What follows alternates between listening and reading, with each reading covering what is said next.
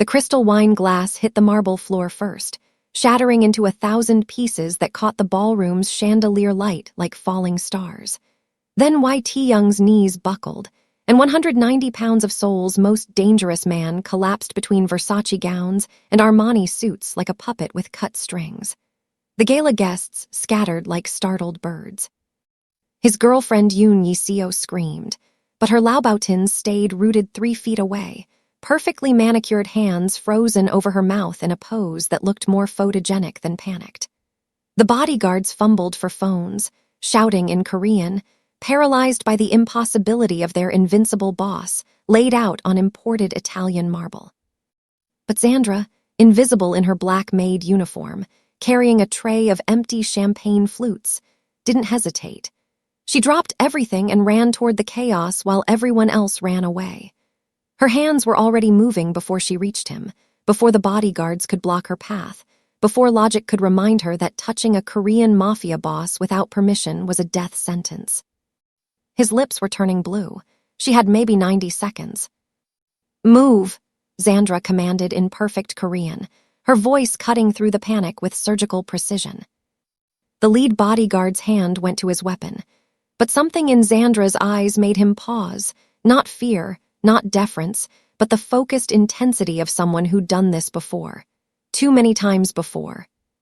She was already tilting T. Young's head back, checking his airway, her fingers finding his pulse point with the confidence of someone who knew exactly what they were doing. "He's not breathing properly," she said, her accent flawless but her authority impossible for a hotel maid. "Somebody call an ambulance, now." She positioned her hands on his chest, but not for CPR. Instead, she pressed 2 fingers beneath his ribs in a specific sequence, a technique that made the nearest bodyguard's eyes widen in recognition. "Where did you learn that?" he whispered in Korean, his voice carrying equal parts suspicion and awe. Xandra didn't answer. She was counting, pressing, waiting. T. Young's chest spasmed once, twice. Then his breathing shifted, ragged but present. Yi-seo finally moved closer, her designer heels clicking against marble like a countdown. "Get away from him," she hissed, her carefully composed face cracking with something that looked like rage. "Who do you think you are?" Xandra's eyes never left T. Young's face. "Someone who knows what I'm doing," she said quietly, "which is more than I can say for you." The bodyguards shifted, uncertain. In their world, disrespect meant blood. But this woman, this maid, had just done what none of them could. She'd brought their boss back from the edge while his girlfriend stood frozen like a frightened ornament. T. Young's eyes fluttered open, unfocused and afraid. His hand reached up, grasping blindly, and found Xandra's wrist. His grip was weak but desperate. "Don't," he managed to whisper in English, his voice broken. "Don't let go." Sirens wailed in the distance. Yi-seo's face twisted into something ugly beneath her perfect makeup, and Xandra felt the weight of every eye in that ballroom pressing down on her, wondering the same thing the bodyguard had asked.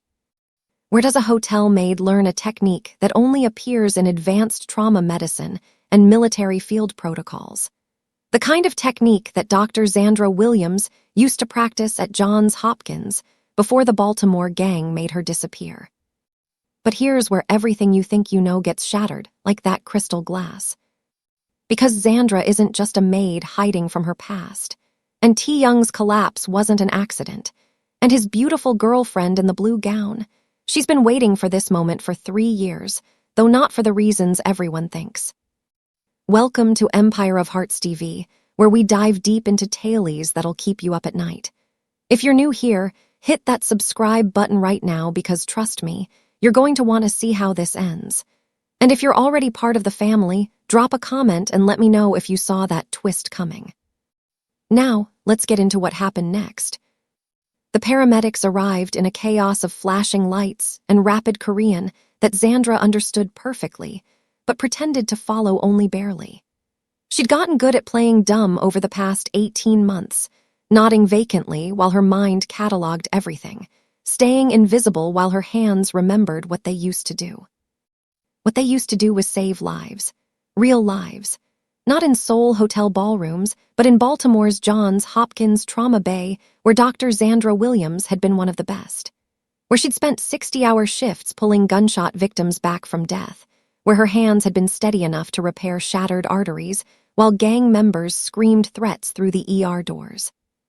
Where she'd made the mistake of looking up during one particular surgery and seeing the shooter's face through the observation window. Marcus, Reaper, Johnson, watching her save the witness who'd seen him execute 3 rivals outside a convenience store on East Monument Street. The memory hit her like it always did, sharp and sudden. The way Reaper had smiled at her through the glass. The way he'd drawn his finger across his throat. The federal agent who'd shown up at her apartment 3 days later with photos of what happened to people who could identify Reaper in court. "You testify, you're dead," the agent had said flatly. "We can't protect you, not from him." But Zandra had testified anyway, because that's what Dr. Williams did. She stood up, she spoke truth, she refused to let fear win. And 2 weeks after Reaper was convicted, his crew firebombed her apartment. She'd escaped through a bathroom window with nothing but her medical bag and a go bag she'd kept packed since the trial. Seoul had seemed far enough, a whole ocean between her and Baltimore's streets, a maid's uniform instead of scrubs, invisibility instead of expertise. Until Y.T. Young collapsed, and her hands moved before her brain could stop them. Now, watching the paramedics load him into the ambulance, Zandra tried to fade back into the crowd. Back into being nobody. Just another hotel employee cleaning up the mess. "You," the lead bodyguard's voice stopped her cold. "Boss wants you at the hospital." "I need to finish my shift." That wasn't a request. His hand on her elbow was gentle but immovable. "He says you saved his life. He wants you close." Yiseo appeared beside them, her face a mask of concern that didn't reach her calculating eyes. "Is that really necessary? She's just staff. Surely the hospital doctors." "Boss's orders," the bodyguard cut her off, and Zandra caught the flash of something dangerous in Yiseo's expression before the perfect girlfriend mask slammed back into place. The hospital was private, exclusive, the kind where Korea's elite came to suffer behind closed doors. T. Young's room was all floor-to-ceiling windows and equipment that cost more than most people's houses. He was stable now, monitors beeping steadily, but his eyes tracked Zandra the moment she entered. "Leave us," he said to the bodyguards. His voice was stronger now, edged with the authority of a man used to being obeyed. When they were alone, he studied her with the intensity of someone who'd built an empire on reading people. "You're not a maid." It wasn't a question. Zandra's pulse spiked, but her face stayed neutral. "I clean rooms at your hotel, sir." "You speak Korean like you studied it formally. You use the park maneuver, something even most Korean paramedics don't know." His eyes narrowed. "And your hands moved like a surgeon's." Before Zandra could respond, Yiseo swept in with a doctor trailing behind her. "Darling, you need rest. We shouldn't tire you with staff matters." "I want her as my private medical attendant," T. Young interrupted, his gaze never leaving Zandra's face. "Whatever she's being paid at the hotel, triple it." "That's completely unnecessary," Yiseo started. "It's done." The steel in his voice silenced her. He looked at Zandra. "You'll stay, you'll monitor my recovery, and maybe, eventually, you'll tell me who you really are." Zandra should have refused, should have run, should have caught the first plane back to anywhere else. But as the doctor began reviewing T. Young's chart, she glimpsed something that made her blood run cold.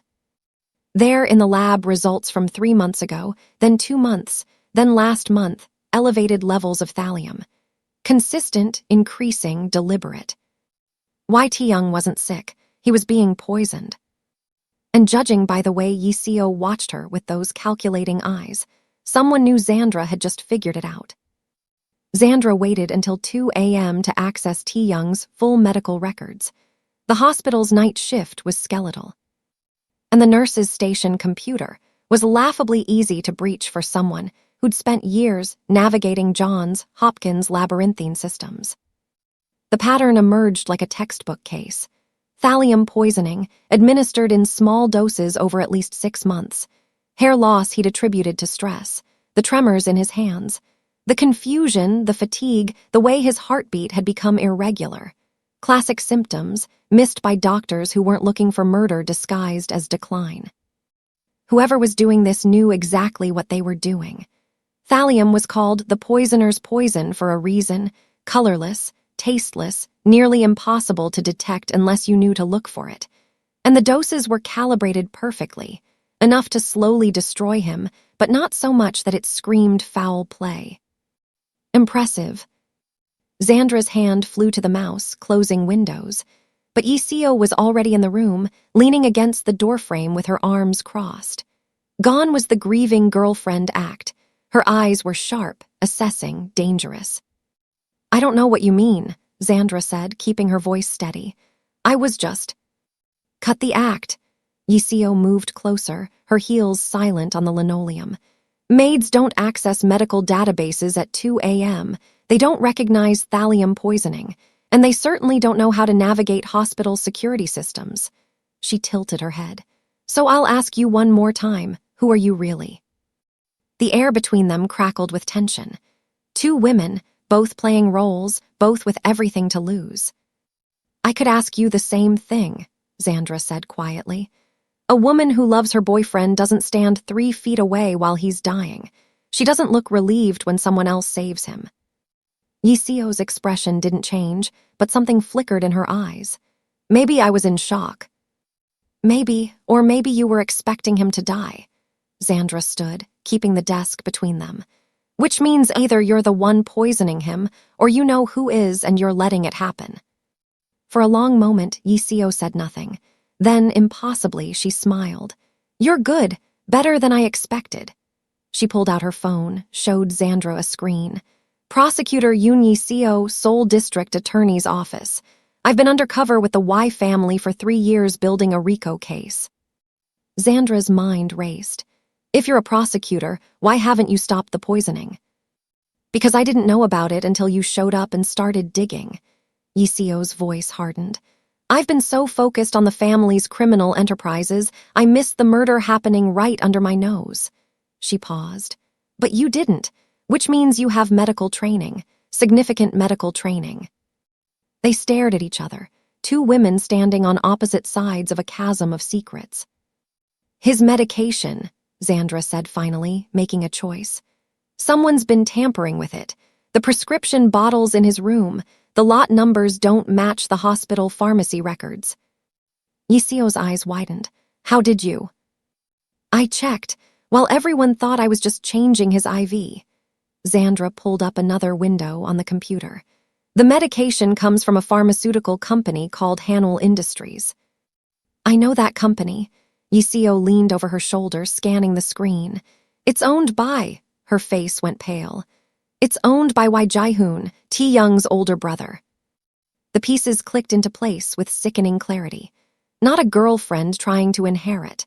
A brother eliminating competition for control of the family empire. Using his own pharmaceutical company to manufacture the poison, to tamper with the medication, to slowly murder his sibling while the whole family watched him decline. "We need to tell Tae-young," Xandra said. "With what proof? Jae-hoon will deny everything, destroy the evidence." Yiseo's jaw clenched. "And if he knows we're onto him, he'll accelerate the timeline. Tae-young will be dead before we can stop it." "Then we don't tell Tae-young." Xandra met her eyes. "We catch Jae-hoon in the act, we document everything, and we make sure he can't talk his way out of attempted murder." Yiseo studied her for a long moment. "You still haven't told me who you are." "No," Xandra said. "I haven't, but I'm someone who knows how to keep people alive when someone else wants them dead. That enough for now." After a pause, Yiseo nodded. "For now." They met in the hospital's chapel at dawn, the only place without security cameras. Yiseo arrived first, already scrolling through files on her phone. Xandra slipped in 5 minutes later, carrying 2 cups of vending machine coffee that tasted like regret. 3 years, Yiseo said without preamble. 3 years of playing the vapid girlfriend, attending family dinners, smiling while they discussed human trafficking like it's a legitimate business venture. She looked up, and her eyes were haunted. I've built a case that'll bring down half the Y family's operations, but if Jae-hoon takes over after Tae-young dies, he'll scatter the organization. New structures, new contacts, everything I've worked for becomes worthless. So keep Tae-young alive, maintain your access, finish the case. Xandra sat across from her. Except you need someone who can actually treat thallium poisoning without raising suspicion. And you need someone who can run interference when people start asking questions about the maid with surgical skills. Yiseo's smile was razor-sharp. We're using each other. Let's at least be honest about it. Fair enough. Xandra took a breath. Dr. Xandra Williams, Johns Hopkins Trauma Surgery, Baltimore. I witnessed a gang execution, testified, and now there's a price on my head. I've been in Seoul for 18 months hiding. Yiseo's expression didn't change. That's why you're working as a maid, not running from debt or a bad relationship, running from people who want you dead. Aren't we all? Xandra's laugh was bitter. At least my killers are an ocean away. For now, Yiseo pulled up a document. But if we're doing this, we do it right. I need you to document everything medical, symptoms, treatments, evidence of poisoning. I'll handle the legal side, tracing the medication tampering back to Jae-hoon's company. They spent the next 2 hours building their case. Xandra created a detailed medical timeline, showing the correlation between Jae-hoon's visits and Tae-young's symptom spikes. Yiseo cross-referenced pharmacy records with production logs from Hanul Industries, finding discrepancies that screamed tampering. He's been doing this for at least 8 months, Xandra said, staring at the timeline. Slow enough that it looks like natural decline, fast enough that Tae-young won't last another 6 weeks without treatment. Can you treat him without Jae-hoon noticing? Prussian blue chelation therapy. It'll bind to the thallium, help his body excrete it. Xandra frowned. But I'll need to order it through the hospital pharmacy. That'll raise flags. Leave that to me. I have a prosecutor friend who can. The chapel door opened. Bodyguard Seo stood there, his face unreadable. Miss Yoon, the boss is asking for you both. They followed him through sterile corridors, Xandra's mind racing. How much had he heard? How much did he suspect? In Tae-young's room, the atmosphere was tense. He was sitting up, looking stronger than yesterday, but his eyes held the calculating intelligence that had built a criminal empire. Seo, he said without preamble, tell them what you found. The bodyguard pulled out his phone, showing them a background check report. The woman calling herself Park Min-jae, the hotel maid, doesn't exist. Her employment papers are forgeries. Good forgeries, but forgeries. His eyes locked on Xandra. So I started looking deeper, ran facial recognition through international databases. Xandra's blood turned to ice. Nothing came up, Seo continued. Which is almost more suspicious than finding something. People leave digital footprints. She has none, like someone scrubbed her entire existence. Or like someone's running from something, Tae-young said quietly. The question is what? Before Xandra could answer, Yiseo's phone buzzed. Then again, then it didn't stop. She looked at the screen and her face went white. We have a problem. She showed them the notification. A social media post from the gala, uploaded by some socialite's assistant. The photo showed the moment of crisis, Tae-young on the ground, bodyguards panicking, Yiseo frozen in shock. And Xandra, kneeling beside him, her face clearly visible, her hands on his chest in perfect medical form. The post had gone viral, 50,000 shares in 6 hours, trending across Korean social media. Mystery maid saves Mafia boss. But Xandra wasn't looking at the Korean comments. She was looking at the reply in English, posted 20 minutes ago from a Baltimore area code. Found you, Doc. See you real soon. Reaper's crew. Her hands started shaking. 18 months of hiding, of being invisible, of building a life where no one looked at her twice. Shattered by one viral photo. Xandra, Yiseo's voice seemed far away. Xandra, what's wrong? Who are Reaper's crew? But Xandra was already calculating. Baltimore to Seoul, 14 hours flight time. If they'd seen the post this morning, if they'd moved immediately. She had maybe 72 hours before the people who wanted her dead showed up in Seoul.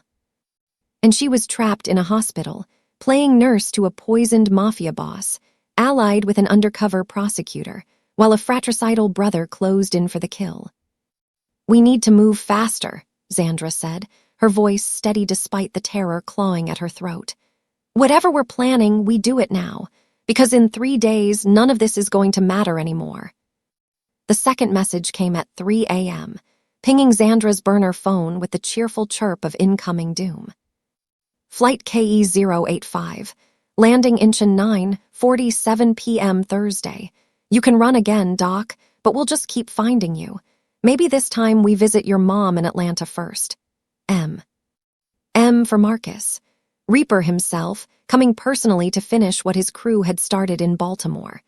And now threatening her mother, the one person she'd kept off the grid, the one connection she'd maintained through carefully anonymized calls.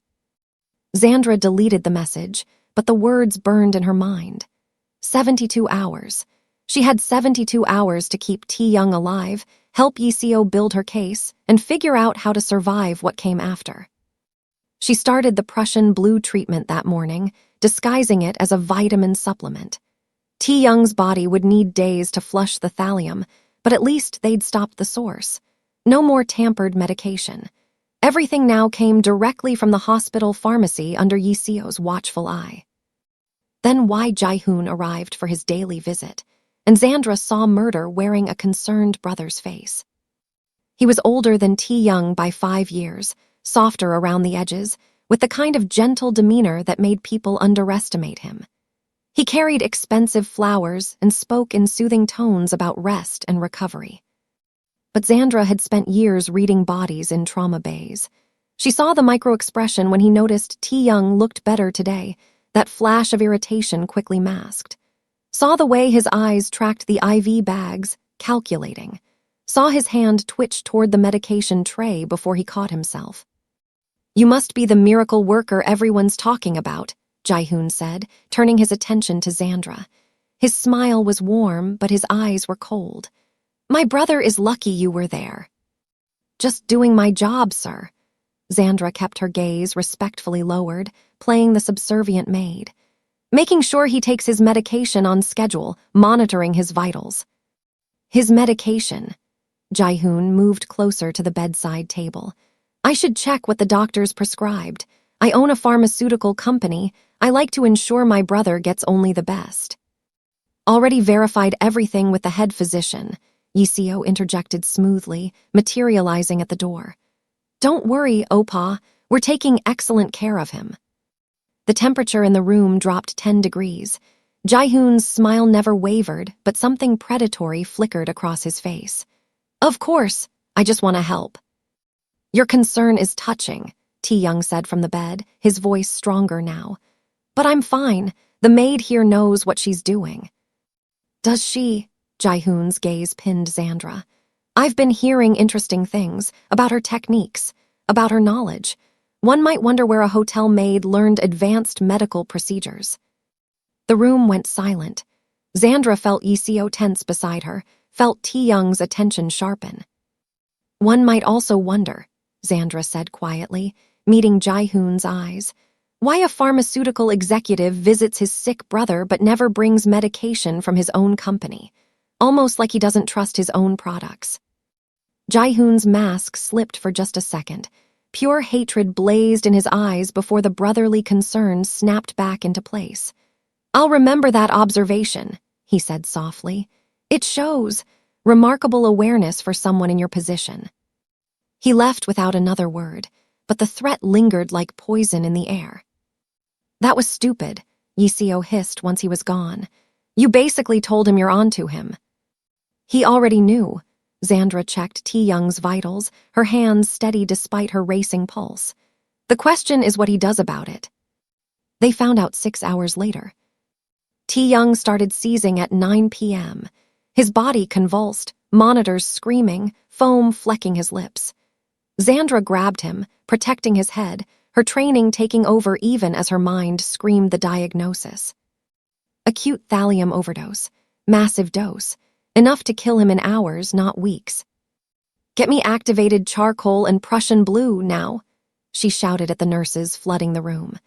Her hands moved with surgical precision, establishing airways, administering treatment, fighting death with everything Johns Hopkins had taught her. Yiseo was on her phone, voice sharp with command. I need a forensics team at Seoul Presbyterian Hospital immediately. Yes, I'm aware of the time. This is Prosecutor Yoon, and I'm invoking emergency authority. But Xandra barely heard her. She was counting compressions, breathing for Tae-young, watching his vitals spike and crash and spike again. Jae-hoon hadn't just accelerated the timeline. He'd gone nuclear. And somewhere over the Pacific Ocean, Reaper's crew was getting closer with every passing minute. 72 hours had just become a race to see which would kill them first, the poison or the past. The hospital's head physician took one look at Tae-young's crashing vitals and made the call Xandra had been dreading. We need to move him to ICU for emergency dialysis. His kidneys are shutting down from the thallium overload. No, Xandra's voice cut through the chaos with surgical authority. ICU is too exposed. Jae-hoon has access to every floor in this hospital. You move him there, he'll finish the job. The physician's face reddened. I don't take orders from hotel staff. Then take them from me. Yiseo flashed her prosecutor credentials. This is now an active crime scene. The patient doesn't move without my authorization. Tae-young seized again, his back arching off the bed. Alarms screamed. His oxygen saturation plummeted.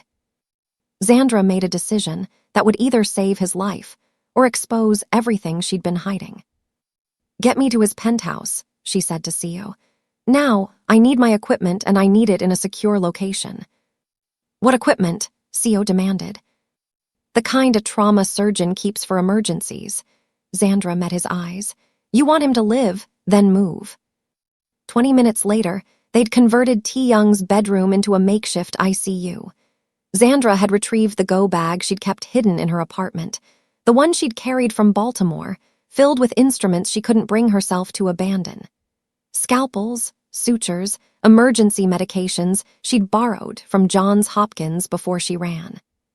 The bodyguards watched in stunned silence as she transformed. Gone was the demure maid who kept her eyes lowered and her voice soft. In her place stood Dr. Xandra Williams, moving with the fluid precision of someone who'd spent a decade in trauma bays. I need two of you holding him steady, she commanded, prepping a central line. You get me towels, hot water, and every lamp in this apartment pointed at this bed, and someone keep that door locked. Nobody comes in unless I clear them. She worked with focused intensity, establishing IV access, administering chelation therapy at doses that would have made the hospital physician blanch. But Xandra had treated heavy metal poisoning before, a suicide attempt in Baltimore, a factory worker exposed to lead. She knew the protocols, knew the risks, knew exactly how far she could push before the treatment became as deadly as the poison. Tae-young's vitals stabilized after an hour. His breathing evened out. The seizures stopped. Xandra stepped back, her hands steady despite the adrenaline crash hitting her system. Her scrubs, borrowed from the hospital, were soaked with sweat. Her arms ached from maintaining pressure on the central line. Seo was staring at her like she'd grown a second head. You're not a maid. No, Xandra said, too tired to maintain the lie. I'm not. Johns Hopkins? Another bodyguard asked, having Googled the logo on her medical bag. That's in America. That's one of the best. Trauma surgery, class of 2019. Xandra pulled off her gloves. 8 years training, 3 years practice. I'm probably more qualified than half the doctors in that hospital. Then what are you doing cleaning hotel rooms in Seoul? Seo's voice was quiet, dangerous. Before Xandra could answer, Tae-young's eyes fluttered open. He looked at her with sudden clarity. Seeing her, really seeing her for the first time. You saved my life, he whispered. Again. That's kind of my thing, Xandra said, managing a weak smile. Though I usually get paid better for it. The moment shattered when Yiseo's phone rang. She looked at the screen and her face went white. It's my supervisor at the prosecutor's office. Her voice was tight. On my personal line, the one only 3 people have. She answered, listened, and Xandra watched the blood drain from her face. I understand, Yiseo said finally. Yes, sir, I'll handle it. She hung up and looked at them with eyes full of resignation. Jae-hoon knows. He filed a formal complaint with the prosecutor's office, claiming I've been harassing his family, provided evidence that I've been conducting unauthorized surveillance. Her laugh was bitter. He's demanding I recuse myself from any investigation involving the Y family, and my supervisor just ordered me to stand down. That's impossible, Xandra said. You've been undercover for 3 years. With authorization that just got revoked. Yiseo sank onto the couch. Jae-hoon must have gotten to someone, maybe paid them off, maybe threatened them. Either way, I'm officially off the case. If I pursue this further, I'm acting as a rogue prosecutor. Everything I've gathered becomes inadmissible. Tae-young pushed himself up despite Xandra's protests. Then we don't use the legal system. We use mine. You're not strong enough, Xandra started. My brother just tried to kill me with a massive overdose. He's made his move. Tae-young's voice was steel beneath the weakness. Now I make mine. Seo stepped forward. Boss, what do you need? Call the family. Emergency meeting at the compound tomorrow night. Tae-young's smile was cold and sharp. Tell them I have an announcement about my successor. Tell them it's time to discuss the future of the Y Empire. That's a trap, Yiseo said. Jae-hoon will have home advantage, his own security. I know, Tae-young looked at Xandra. Which is why I need a doctor who can keep me alive through whatever he throws at us. Think you can do that, Dr. Williams? Xandra thought about running, about grabbing her go bag and disappearing before Reaper's crew landed, about choosing survival over standing her ground. Then she thought about the oath she'd taken.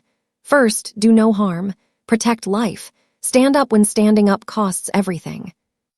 Yeah, she said, I can do that. The Y family compound sat in Gangnam like a fortress dressed as a mansion. 20-foot walls, security cameras every 10 feet, guards who carried their weapons openly because nobody dared question the Y family's right to armed protection. Xandra felt the walls close in the moment. Their car passed through the gates. You don't have to do this, she told Tae-young for the 5th time. You're still recovering. Your kidney function is barely stable. If something happens, then you'll handle it. He looked stronger today, but Xandra knew it was temporary. The chelation therapy was working, but his body had taken catastrophic damage. One more dose of thallium, one more crisis, and even her skills might not be enough. The family had already gathered in the main hall. Xandra counted 15 people, cousins, uncles, enforcers who served as advisors. And Jae-hoon, sitting at the head of the table like he already owned it, his gentle smile not reaching his calculating eyes. Little brother, he said warmly, you shouldn't have come, you need rest. I needed to be here. Tae-young took his seat, Xandra standing behind him like the faithful attendant she was pretending to be. Yiseo sat across the table, playing the concerned girlfriend, her prosecutor credentials now a liability she couldn't reveal. Jae-hoon's eyes flickered to Xandra, then away. I see you brought your nurse, how thoughtful. The meeting began with the usual business, territory disputes, money laundering fronts, shipment schedules. Xandra listened with half her attention, the other half cataloging exits, counting guards, knotting the tension in Seo's shoulders as he stood by the door. Then her phone buzzed, a text from an unknown number. Incheon Airport, customs cleared, see you soon, Doc. They'd landed early. Reaper's crew was already in Seoul. Her hands started shaking. She steadied them by force of will, but Yiseo had seen. The prosecutor's eyes asked a silent question. Now what? Xandra had no answer. She was trapped in a compound with a family of criminals, protecting a man who was still half-poisoned, while the people who wanted her dead closed in from outside. There is one more matter, Jae-hoon said, drawing her attention back. I think it's time we discussed succession. Tae-young's health has been concerning. We need to plan for the family's future. I'm not dead yet, Tae-young said flatly. Of course not, but we must be realistic. Jae-hoon gestured to a servant who brought out a tray of drinks. I've taken the liberty of preparing a toast to family, to continuity, to the Y legacy. Xandra watched the servant pour, watched the liquid catch the light, watched Jaehoon's smile never waver as he raised his glass. And she knew with the certainty of someone who'd spent years studying toxicology, who'd treated poisoning cases, who'd seen this exact scenario play out. The drinks were poisoned, not just Tae-young's, all of them. Everyone who knew or suspected the truth. Jaehoon was going to eliminate every witness in one move, blame it on contaminated alcohol or a tragic accident, and take control of the family while they were still burying the bodies. Wait, Xandra started. The compound's alarm system blared. Red lights flashed. Steel shutters slammed down over windows with the finality of a prison door closing. Seo was on his phone, his face grim. "Boss, we have a breach. Armed men at the East Gate. Americans. They're asking for..." His eyes cut to Xandra. "They're asking for Dr. Williams." The room erupted. Family members shouting, guards drawing weapons, Jaehoon's mask slipping to show pure rage beneath. "Lockdown protocol activated," a computerized voice announced. "All exits sealed. Security measures in effect. No one enters or leaves until all clear is given." Xandra's heart stopped. Baltimore gang outside. Poisoned drinks inside. And all of them, her, Tae-young, Yiseo, everyone who knew the truth, trapped in a compound with a man who'd proven he'd kill his own blood for power. Yiseo caught her eye across the table, her expression saying what they both knew. This was it. The end game. No more running, no more hiding, no more playing roles. They were about to find out if they were strong enough to survive what came next. Jaehoon stood slowly, his gentle demeanor finally dropping like a discarded mask. "Well," he said, his voice cold and precise, "it seems we have multiple problems to solve tonight. How efficient?" He raised his glass higher. "To family," he said, "and to solving problems permanently." The family members reached for their drinks, unsuspecting. Tae-young's hand moved toward his glass, and Xandra had maybe 3 seconds to decide, expose herself completely and stop this, or let it play out and risk everyone dying. Outside, gunfire erupted as Reaper's crew hit the compound's defenses. Inside, Jaehoon smiled and said, "Drink up, everyone. We have a long night ahead." Xandra's hand shot out, knocking Tae-young's glass across the table. "Nobody drinks anything," she commanded, her voice ringing with authority. "Those drinks are poisoned." The room went silent, except for the distant sound of gunfire. Jaehoon's smile turned into something monstrous. "Well then," he said, "I suppose we're done pretending." Jaehoon moved first, a gesture to his guards, weapons appearing like magic. But Seo was faster, his gun already drawn and aimed at Jaehoon's head. "Don't," Seo said quietly. "I've been your brother's man for 15 years. You really think I'd let you poison him?" The family erupted into chaos, some reaching for weapons, others diving for cover, everyone shouting accusations. In the confusion, Jaehoon lunged for the drinks, trying to force one into Tae-young's hands. Xandra intercepted him, her trauma bay reflexes putting her between the brothers. "Get back!" Jaehoon's fist caught her across the face. She went down hard, tasting blood, her vision sparking. Through the ringing in her ears, she heard Tae-young roar with rage, heard the crack of bone as he drove his fist into his brother's jaw despite his weakened state. Then Tae-young stumbled. His legs gave out. He hit the floor, convulsing. "No," Xandra crawled to him, her medical training overriding the pain. His pupils were blown, his pulse thready. The stress, the exertion, his already compromised system, it was too much. "He's going into cardiac arrest," she shouted. "I need..." An explosion rocked the compound. The east wall, the one facing the gates. Reaper's crew wasn't asking permission anymore. Gunfire erupted in earnest now, close enough that Xandra could hear screams, could smell gunpowder. The Baltimore gang was inside. "Get the family to the safe room," Seo commanded his men. "Now."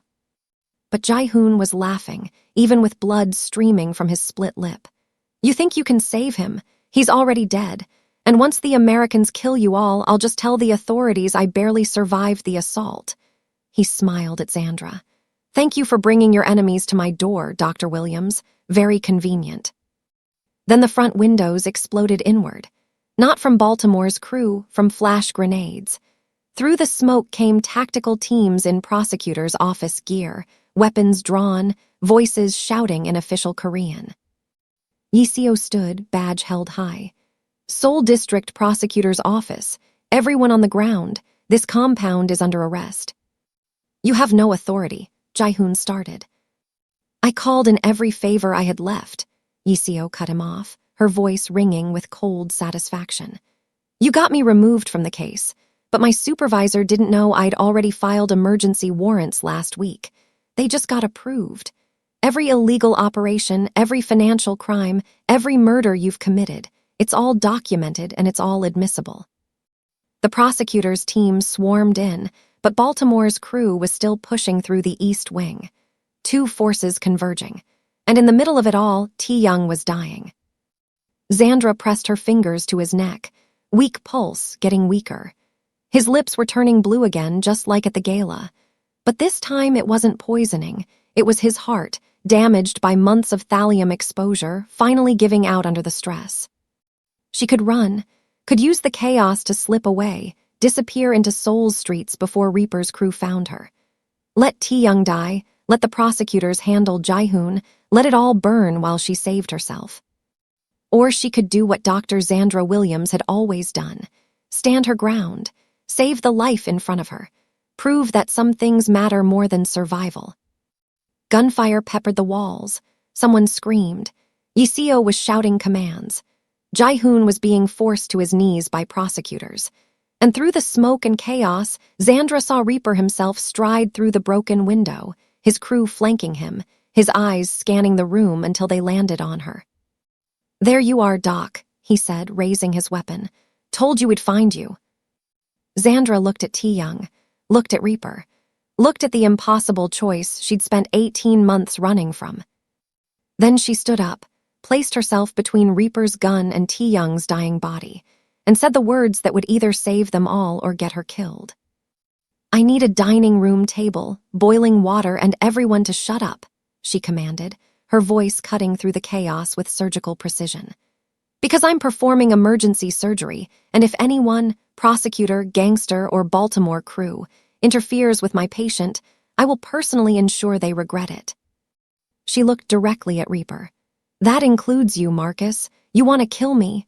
Fine, but not until I save this man's life. Because I'm a doctor first, and some oaths don't break just because you put a price on my head." For one suspended moment, the room went silent. Then Yiseo barked orders. "Clear this table. Get her what she needs." And somehow, impossibly, in a compound under siege by 3 different forces, surrounded by people who wanted her dead, or imprisoned, or disappeared, Dr. Xandra Williams began to fight death one more time. Xandra's hands moved with the muscle memory of 1,000 surgeries. Scalpel, retractor, clamp. The dining room table wasn't sterile, the lighting was terrible, and gunfire kept punctuating her concentration, but her hands stayed steady. Tae-young's heart was failing. Months of thallium damage had weakened the muscle tissue, and the stress had triggered acute decompensation. She needed to stabilize the rhythm, reduce the fluid building around his heart, buy him enough time to get to a real operating room. "Pericardiocentesis," she muttered, prepping a long needle. "I need absolute stillness for 30 seconds. Seo positioned himself at the dining room entrance, weapon drawn. "You heard the doctor. Nobody moves, nobody shoots, nobody breathes loud." The room fell into surreal silence. Prosecutors frozen mid-arrest. Jae-hoon on his knees, handcuffed, watching with hatred and fascination. Reaper and his crew at the perimeter, guns raised but holding fire. Xandra inserted the needle with hair-trigger precision, drawing off the fluid compressing Tae-young's heart. One wrong move, and she'd pierce the cardiac muscle. One tremor and he'd bleed out internally. The needle filled with straw-colored fluid. His vitals stabilized. Not much, but enough. "Got it," she breathed. Gunfire erupted again outside. Yisio's prosecutors were engaging Baltimore's crew at the compound's edge, trying to contain them. But 3 of Reaper's men had broken through, were heading toward the dining room. "CO," Xandra said, not looking up as she sutured. "I need 5 more minutes." "You'll get them." CO and his bodyguards formed a human wall between the surgery and the approaching threat. Yisio appeared at Xandra's elbow, phone in one hand, gun in the other. "Korean National Police are inbound, 2 minutes out." She looked at Jae-hoon, then pulled out a tablet, shoving it in his face. 18 months of documented evidence, financial records linking you to the tampered medication, pharmacy logs showing the thallium purchases, security footage of you accessing your brother's hospital room unauthorized. Her smile was vicious. "You're done."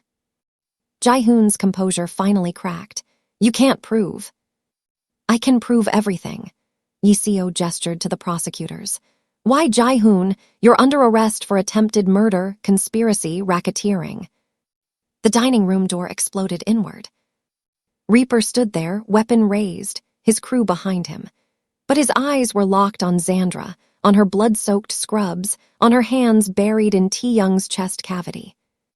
"Step away from the table, Doc." "No." Xandra didn't look up. Her hands continued their work, suturing, clamping, saving. "I'm not done."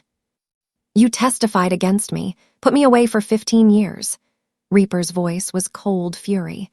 "You think I flew across the world to watch you play surgeon?" "I testified because you murdered 3 people in cold blood." Xandra's hands never stopped moving. "And I'd do it again, because that's what decent people do. They stand up. They tell the truth, even when it costs them everything." She finally looked at him, her hands still working, her eyes blazing. "So yes, Marcus, I'm the reason you went to prison. And you know what? I'm not sorry, I'm not scared, and I'm not running anymore." She held up her scalpel, bloody, sharp, steady. "You want to kill me? Then kill me. But know that every person in this room will testify. Every prosecutor here will ensure you die in a Korean prison. And I'll still have saved this man's life before you pull that trigger." For a long moment, Reaper said nothing. Then he smiled, cold and appreciative. "You got guts, Doc, I'll give you that." He raised his weapon. Korean National Police crashed through every entrance simultaneously. Flash grenades, tactical teams. The compound flooded with law enforcement. Reaper's crew scattered, but there was nowhere to run.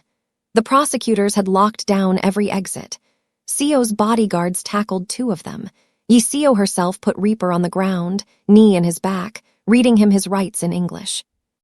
"You're under arrest for international conspiracy to commit murder, illegal weapons trafficking, and about 15 other charges I'm making up as I go," she said cheerfully.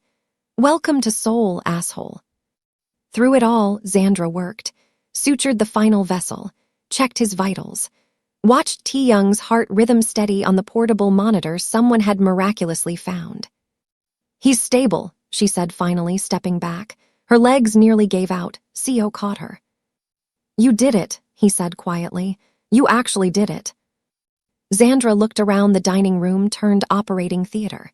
Jae-hoon in handcuffs, screaming about lawyers. Reaper face down on the floor, surrounded by Korean police. Yisio coordinating arrests, her 3 years of undercover work finally paying off. T-Young breathing steadily, alive against all odds. And her Dr. Xandra Williams, standing in the center of it all, covered in blood, exhausted, terrified, but finally done running. "Yeah," she breathed, "I actually did." 3 weeks later, Seoul felt almost normal.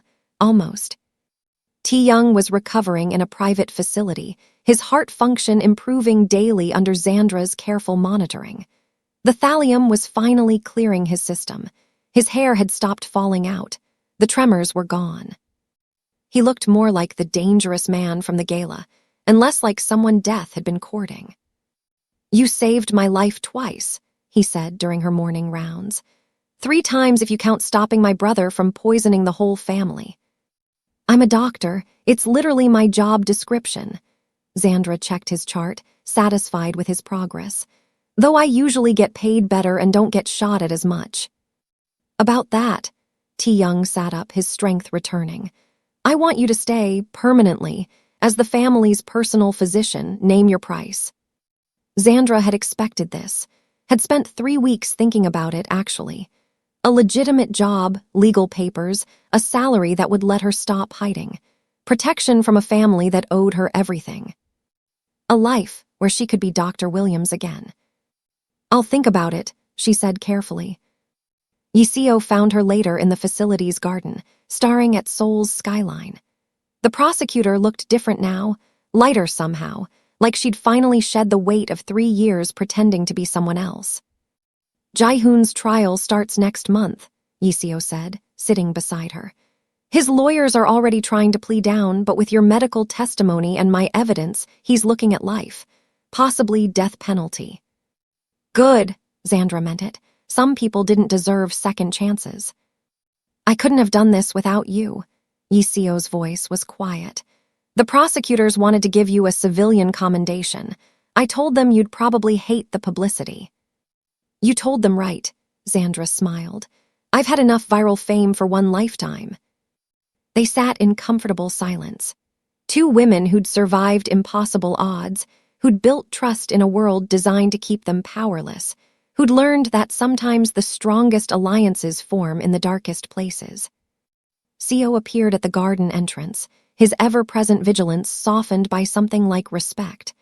Dr. Williams, someone's asking for you at the gate. Xandra's blood ran cold. Who? Delivery service, package from the States, they need a signature. The package was small, unmarked, with a Baltimore postmark. Xandra opened it with shaking hands while Seo watched, ready to intervene if it was dangerous. Inside was a phone, just a phone, prepaid and anonymous. It rang immediately. Xandra answered, didn't speak, waited. Hello, Dr. Williams. The voice was unfamiliar, male calm.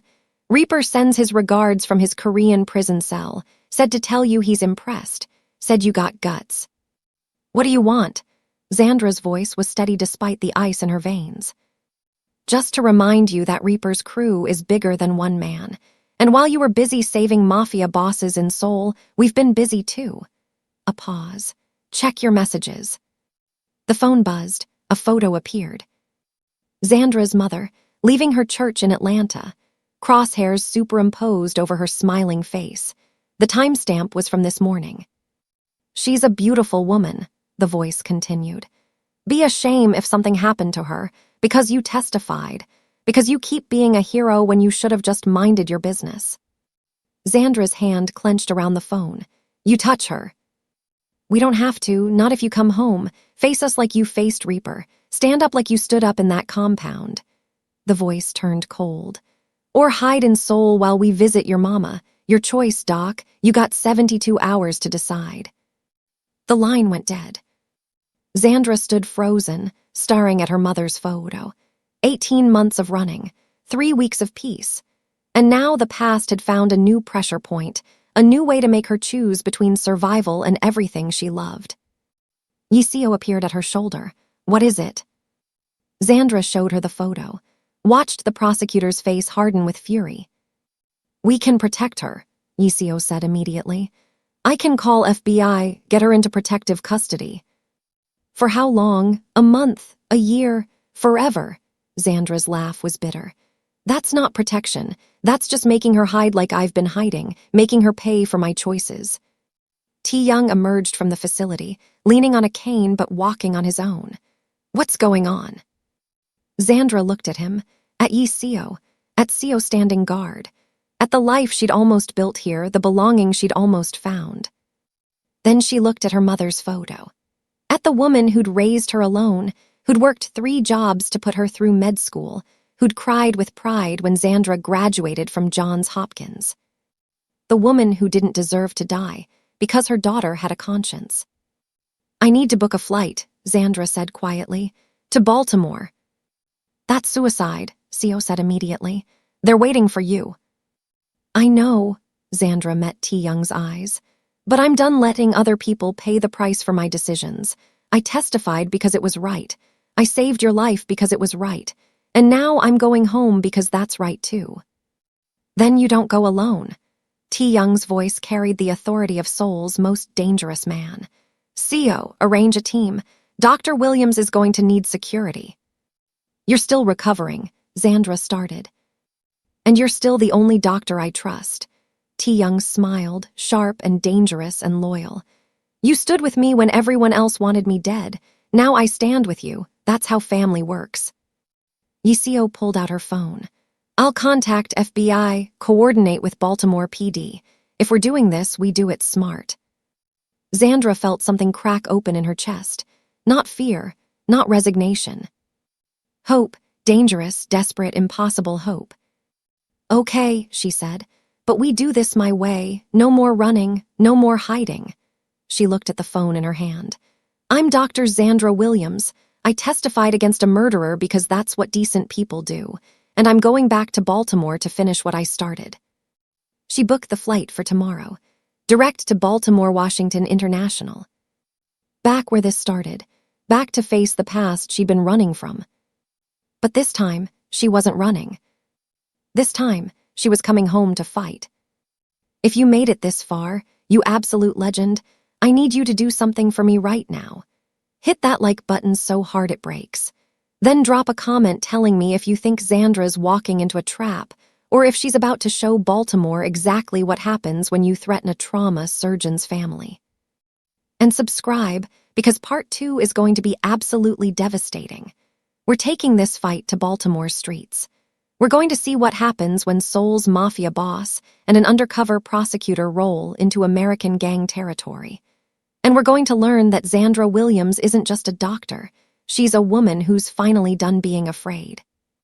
This is Empire of Hearts TV, where the story doesn't end until everyone gets what they deserve. See you in part 2.